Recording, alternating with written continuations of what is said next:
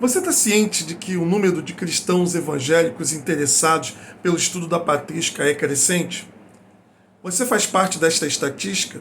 Afinal de contas, você sabe o que é a patrística? Eu sou o reverendo Nilson Santos, sou pastor da Igreja Presbiteriana do Brasil, ministro da igreja em Coelho da Rocha, São João de Meriti, Rio de Janeiro. Também sou professor de História e de Teologia. A patrística tem a ver com a produção dos padres da igreja. Padres não no sentido de sacerdotes, mas no sentido de pais. A palavra padre significa pai. Os autores da patrística foram aqueles que ajudaram a defender a fé cristã das falsas acusações, tanto dos judeus como também dos pagãos, assim como também eles ajudaram a igreja a desenvolver a teologia que ficou consagrada como sendo a ortodoxia, a fé da igreja em detrimento das heresias. Desde o início, o cristianismo sofreu diversas ameaças heréticas. Alguns defendiam que Jesus Cristo ele era apenas um profeta que, por ocasião do seu batismo, recebeu uma unção especial. Esses são os ebionitas. Outros diziam que Cristo não tinha um corpo físico, mas apenas um corpo aparente, ele era apenas um ser divino. Esses são os docetistas, os gnósticos.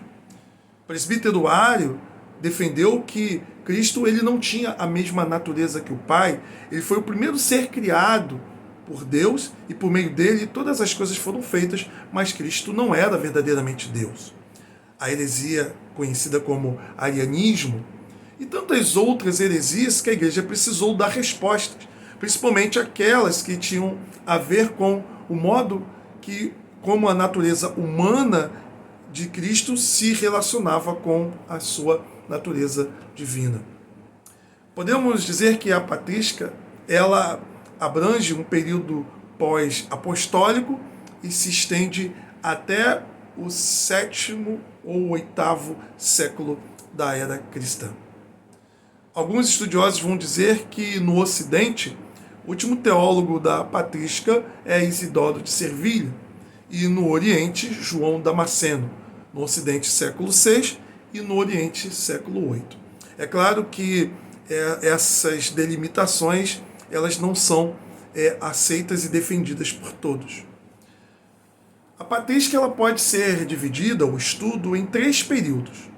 O primeiro período, que é o período pré-niceno, é o que vai do período pós-apostólico até o período do Concílio de Nicéia, que aconteceu no século IV, para ser mais exato, no ano de 325.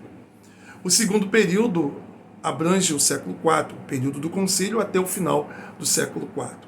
E o terceiro período, que é o período pós-Nicéia, ou pós-niceno, que vai do século V até o século VII, século VIII. Alguns teólogos importantes da patrística que nós podemos aqui apresentar. No período pré-niceno, nós temos os padres apostólicos. Nós temos uma coleção muito famosa da editora Paulus, uma coleção verdinha, que, para ser sincero, eu não sei exatamente em qual número, em termos de volume, essa obra ela se encontra. Deve ter aí por volta de uns 50 volumes. Isso que nós temos em português, há muito mais escritos patrísticos em inglês. Essa obra aqui, chamada Padres Apostólicos, é uma coletânea de escritos logo ali do início depois do período apostólico. Nós temos aqui Didaquê, nós temos a Carta de Barnabé, nós temos Inácio de Antioquia, Clemente Romano, Policarpo de Esmirna, que foi o bispo da igreja de Esmirna, discípulo de João. Então você vê o peso que tem estudar a patrística, a importância. E outros autores que também podemos aqui citar, como os padres apologistas, como Atenágoras de Atenas, Teófilo de Antioquia. Nós temos aqui o historiador Eusébio de Cesareia, temos Cipriano de Cartago, nós temos Irineu de Lhão, que criou essa obra defendendo a igreja da heresia gnóstica, contra as heresias. Nós temos Justino de Roma, também um grande defensor da fé cristã, entre outros como Tertuliano, Orígenes, enfim. Nós temos aqueles autores mais conhecidos, como por exemplo Agostinho, que faz parte do período pós-Nicéia. Nós temos aqui essa obra de Agostinho, que é o volume 1 da obra intitulada como A Graça.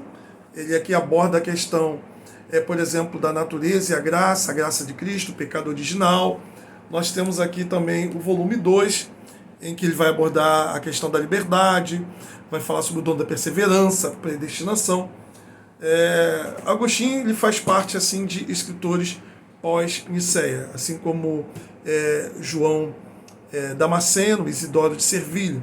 No período de Nicéia, nós temos Jerônimo, tradutor da Vulgata, né, da Bíblia para a língua latina, dos escritos originais hebraico e grego. Nós temos também Basílio, nós temos o grande defensor da Santíssima Trindade contra a heresia ariana, que é Atanásio, entre outros escritores, como, por exemplo, Santo Ambrósio de Milão, um grande influenciador na conversão de Santo Agostinho. Qual é a importância para nós evangélicos no estudo da patrística, né? É importante nós observarmos que a patrística ela vai desenvolver temas importantíssimos para a teologia cristã, como a questão da Trindade, como a questão da graça, como a questão do pecado original, entre outros temas que hoje nós aceitamos como sendo ensino apostólico, mas que no desenvolvimento desses temas, esses homens eles lutaram para a defesa da correta compreensão. Para a Igreja Católica, a patrística ela tem um peso muito grande, porque o católico ele não entende que a Bíblia é a única fonte de fé e prática da Igreja. Eles defendem que, em paralelo à Bíblia, há um tripé que é a Bíblia, a tradição da Igreja, assim como também o magistério, que são os concílios. Para nós protestantes, que defendemos o chamado sola escritura, a Bíblia é a autoridade final. Isso não significa dizer que a tradição não tem importância e que a patrística não tem importância. Pelo contrário, a diferença é que nós primeiro vamos para as Escrituras e depois nós estudamos a patrística para lançar a luz a esses temas, para nos ajudar a nos aprofundarmos nessas doutrinas, nos dogmas que a Igreja assim então defendeu. Se dentro de algum autor da patrística nós percebemos que há um ensino que está no caminho contrário àquilo que claramente a Bíblia nos diz, nós ficamos com as Escrituras e rejeitamos o ensino desse autor patrístico, porque nós não consideramos a patrística como sendo inerrante, como sendo inspirada, mas como homens que buscaram, através do estudo e de um estudo piedoso, muito aprofundado, eles buscaram interpretar as Sagradas Escrituras. Assim como nós também buscamos e usamos esses autores para nos ajudar na compreensão daquilo que os apóstolos eles nos legaram, nos ensinaram.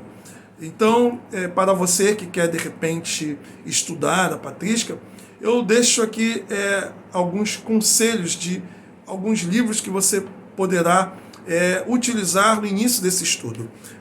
Esse primeiro material que eu apresentei para você, que é o Padres Apostólicos, eles são escritos simples, são escritos mais diretos, não existe aqui um aprofundamento teológico de grandes temas, mas apenas alguns pontos que nós encontramos nas Sagradas Escrituras e também algumas coisas que nos ajudam a entender a fé e a prática, né, da igreja cristã logo no início do cristianismo.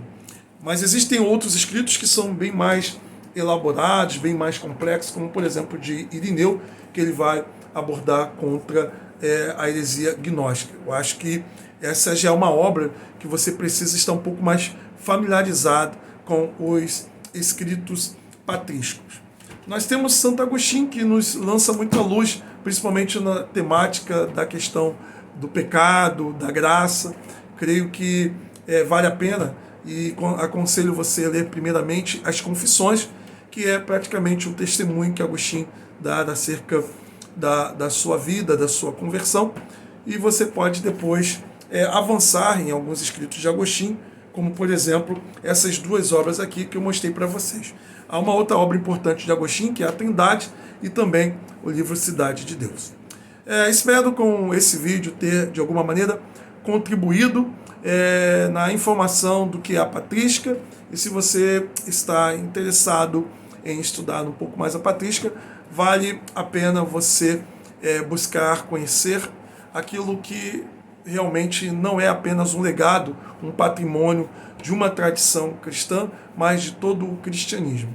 Muitos cristãos evangélicos, ao longo do tempo, deixaram de estudar a patrística, considerando a patrística como uma produção mais voltada para a tradição católica romana ou a tradição ortodoxa. Mas nós compreendemos que a patrística ela é um patrimônio da igreja cristã. Muita doutrina defendida por nós, principalmente cristãos de tradição reformadas ou cristãos de uma confissão histórica, nós podemos ver muitos ensinos dos pais da igreja sendo refletidos naquilo que nós também acreditamos. Existem alguns livros que podem te ajudar antes de você começar a fazer a leitura de materiais da patrística propriamente dito. Livros que falam sobre a patrística, que fazem um resumo dos principais autores, das abordagens, das temáticas ali abordadas por esses padres da igreja. Que Deus possa te abençoar, em nome de Cristo Jesus.